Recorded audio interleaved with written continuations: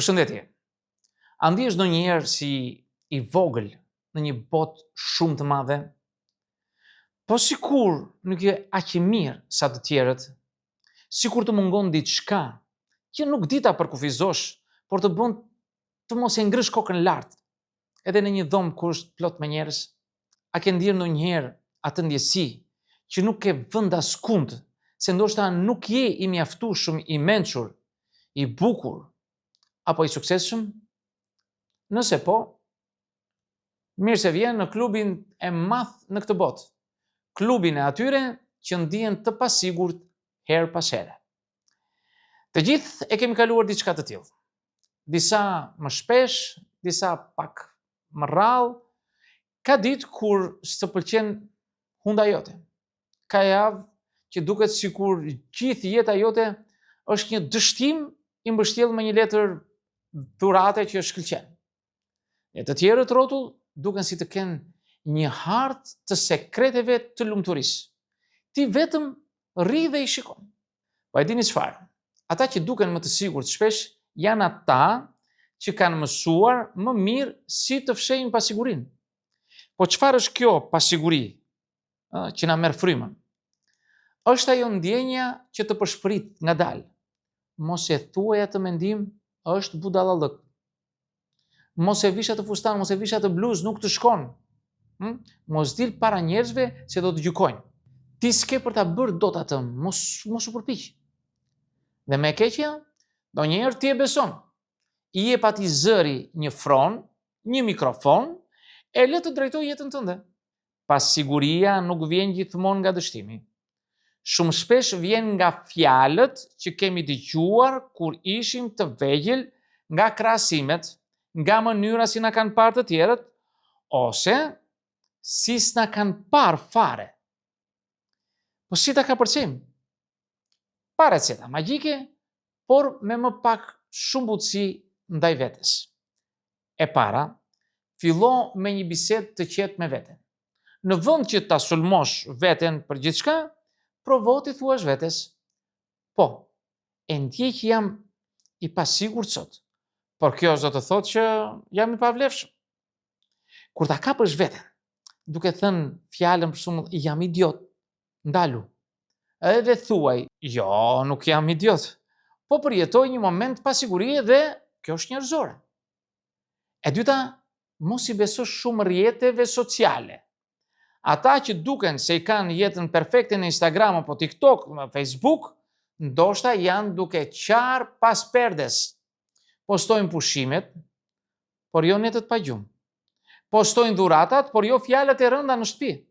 Ti e sheh jetën e tyre si një film artistik, ndërsa veten tënde si dokumentar, bardhëzi edhe pa muzikë në sfond fare.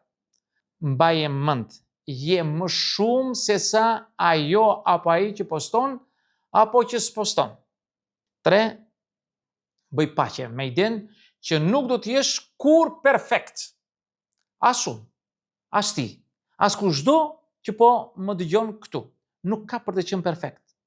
Perfeksioni është një hije që gjithmonë ecën 2 hapa përpara teje. Dhe sa më shumë që e ndjek, aq më shumë lodhesh.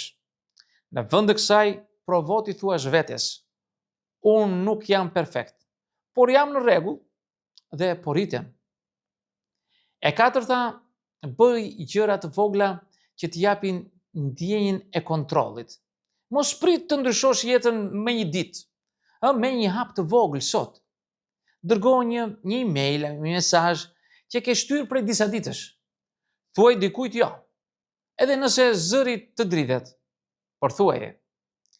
Dil për një kafe, edhe nëse ndihesh se nuk e ke vendin aty. Fillo të shkruash një ditar. Çfarë ka të bërë të ndihesh mirë sot? Këto gjëra të vogla janë ushtrime vetbesimi. Dhe besimi ndërtohet pak nga pak ashtu si dhe muskujt. E 5. Fol me dikë, jo për të marrë këshilla, por për të ndjerë që nuk je i vetëm. Shpesh një bisedë me dikë që të dëgjon, pa të ndërprerë në mes, pa të gjykuar, është gjëja më shëruese në botë. Dhe vetëm një "edhe unë jam ndjerë kështu" mund të shndrohet në një dritë. Mos u ndjej dobët që ke nevojë për dikë. Ky është guxim, jo dobësi. E gjashta, ruaj trupin edhe gjumin. Pasiguria përkeqësohet kur jemi të lodhur. Fli mirë, ha gjëra që nuk të rëndojnë, edhe lëviz trupin. Jo sepse do të bëhesh më i bukur, por sepse trupi është baza ku qëndron mendja, dhe mendja e lodhur është si një megafon për pasiguritë. E shtata, mos u përpiq të pëlqehesh nga të gjithë. Po e mbyll këtu sepse është më e vështira për shumicën prej nesh. Kur përpiqesh të kënaqësh të gjithë, humbet veten. Kur sheh vetëm përmes syve të tjerëve, gjithmonë do të gjesh ndonjë gabim. Je i mjaftueshëm, je i plotësuar dhe kur nuk je i shkëlqyer, dhe kur nuk je në humor, dhe kur gabon. Pasiguria do të vi prap. Herë vogël, herë madhe. Por sa herë të trokas, do të jesh më gati për ta përballuar, sepse tani e di, ajo nuk të përkufizon. Ti nuk je ai zëri kritik në kokë. Nuk je mendimi që ke kur e sheh veten në pasqyrë. Nuk je statusi yt, rroga jote, pesha jote apo numri i pëlqimeve. Je shumë më tepër. Je një njeri që ecën përpara me gjithë pasiguritë në shpinë, por që nuk ndalet. Dhe kjo është e mjaftueshme.